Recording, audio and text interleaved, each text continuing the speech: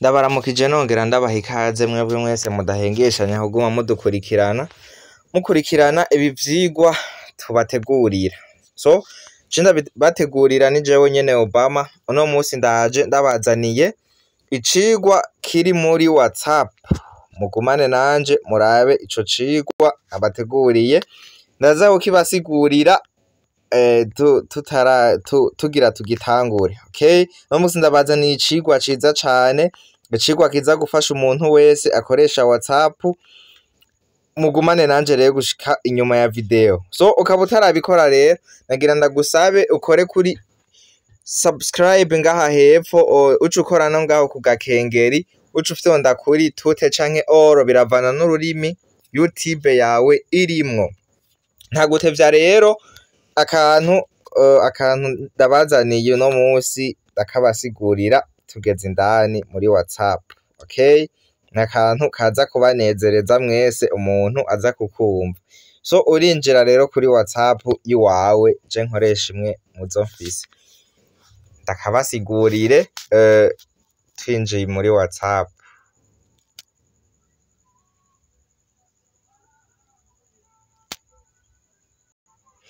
Okay, je WhatsApp yiwanje ngiyi irugurutse. Akantu ndabazaniye rero kandi ndabazaniye icigwa tumva ukuntu ndacita gabasha. Ndabazaniye icigwa kivuga ngo ni gute wokoresha izindi rezo sosiyo zose usanzwe ukoresha WhatsApp wayihagaritse. Donc ni ukuvuga nk'ubu ukaja kuri Facebook, WhatsApp wayihagaritse itariko irakora. Abantu bakurondera canke ababona kuri ku murongo ntibakubone yuko uri ku murongo kandi connexion yuguruye. Ako kantu niko nabateguriye uno musi. Okay? Nizere yuko bitahuritse. Ndakuzaniye ukuntu connexion woyugurura ukaja kuri Facebook na YouTube na Instagram n'ahandi, ariko WhatsApp wayihagaritse itariko irakora. Mugumane rero nanje gushika inyuma ya video nta gutevya. Guys, banza ushireko like, ucugira na comment, mumbwire aka kantu ndabateguriye ukuntu mukumva. Nta gutevya rero uraza kuri WhatsApp yawe, ucuza aha hejuru kutu tuburungu dutatu. Okay? Ucufyonda ngaha kutwo tuburungu dutatu. Hama ucuza aha musi kuri settings. Aka kantu ndabibutsa kari mu ma WhatsApp yose. Abantu mufise ama WhatsApp Messenger, ama WhatsApp Business, ama GB n'izindi murabibona. Ucuza ngaha kuri settings. Ahantu rero ucuza aha musi munkurikirane ndiko ngenda bukebuke kugira mwese ntagire uza kuvuga ngo ntiyabitahuye. Ucuza aha hantu kuri storage and data, niho uca wemeza. Hama ucuza aha hantu kuri proxy, aha hantu kwaka kantu ka proxy uce ukemezako. Hama ucugira ngaha kuri setup proxy, aha hantu kuri setup proxy niho uca wemeza. Aha hantu rero ngaha uca wandikamwo, hige mbanze ndabereke ava yuko ndabigira.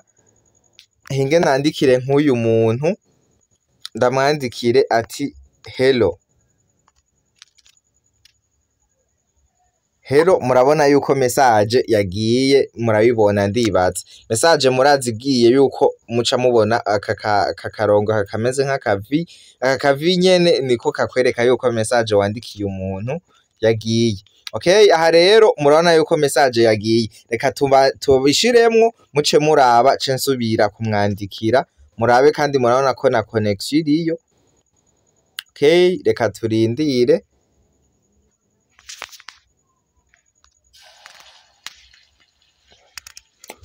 Okay, reka turindire. Ama publication ya GB WhatsApp murazi yuko ari ngorane. Reka turindire biheze. Nkayishaka ndayirungikira uyu muntu ku nguvu iyi nimero murabibona. So aha rero murabona ko nico WhatsApp irungitse kigiye. Aha reka tuzi no ku tuburungu dutatu, hama tuzi no musi kuri settings, hama duce tuza kuri storage and data ngaha ndibaza mwahabonye storage and data twemeze ko, hama duce tuza rero kuri proxy, duce tuza kuri proxy twemeze, hama setup proxy. Aha hantu rero murahabona, aha hantu hambere, aha hantu niho tuca twandikamwo ibiharuro, ucuhemeza ugacugira rimwe akaburungu rimwe akaburungu rimwe akaburungu rimwe. Ona ni rimwe incuro zine n'utuburungu dutatu, 1.1.1.1 murabibona. Hama uhejeje uca uza ukemeza ngaha munsi kuri aka ka V. Okay, aha ndibaza murahabona, tuca tuhemeza. Aha duca tuhemeza, turahejeje, reka dukorere uturu. Ubona yuko hemeje bitakwereka ko vya verifya, ariko aho uca ukora ruturu, ikintu kikwereka yuko vyiyemeje. Ubona ngaho uca ubona handitse connecting.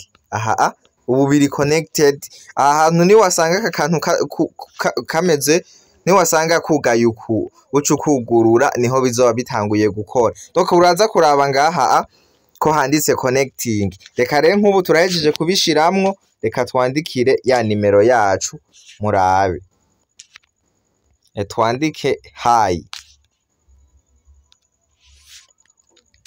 Murabibona message, kandi murabona yuko connection irimwo.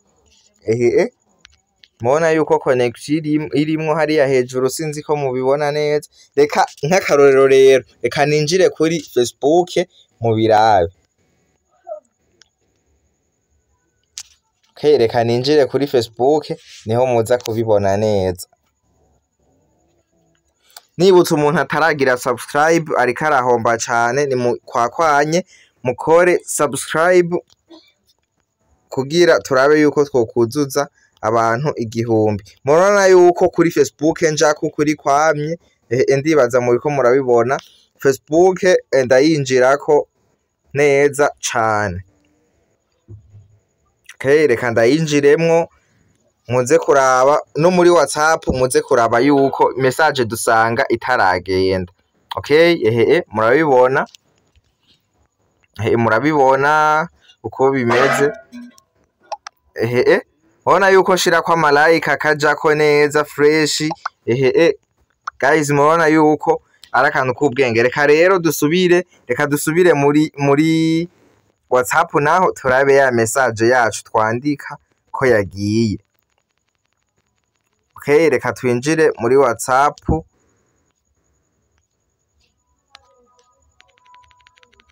Sorry gatoyi.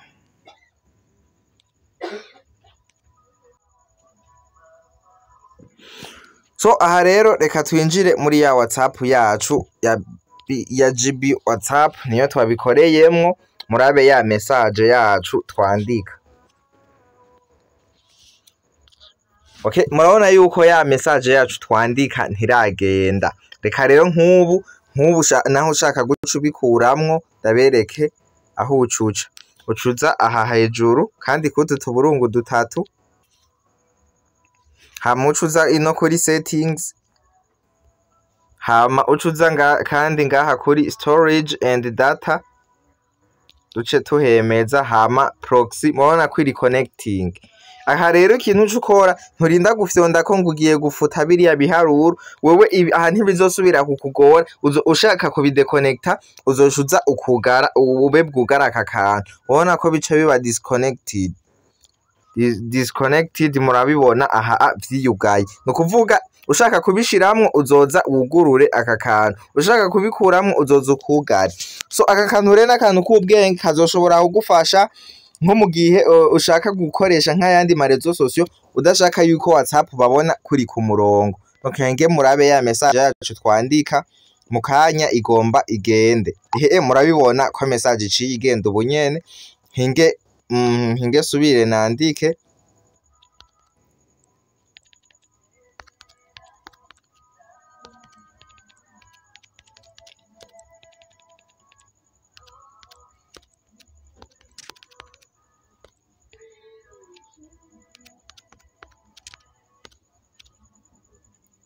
Okay, murabona guys, mubona yuko message iciye igenda ubu nyene. Aka kantu rero murabona yuko ari akantu nabateguriye, akantu k'ubwenge. Rero ndabasaba ni ca kindi nyene no gukora subscribe, mukore like, mugire na comment, mutibagiye no gupartaja aya ma video, muyapartaje abandi benshi kugira nabo baze barabona ibi vyigwa vy'ubwenge tuza turabaha. So ciao rero, nizere yuko video nayibasiguriye neza bitahuritse. Ugira ikibazo arandika muri commentaire nca ndamwishura vyihuse, kandi ikindi naco umushaka kuza muri group ya WhatsApp murashobora guca munyandikira nkabashiramwo. Nimero nkoresha ni ndayibandikire ngaha aniho mubibona. Nimero nkoresha ni 62 601 434. Ndibazi ku bantu munkurikirana murayizi, uranyandikira umbwira ati nimushire muri groupe ya WhatsApp y'ibigezweho kuri telefone, kubera mfise ama groupe menshi, ucumbwira iyo ariyo ushaka ndagushiremo. So ciao rero, tuzosubira muri video ikurikira. Thanks for watching guys.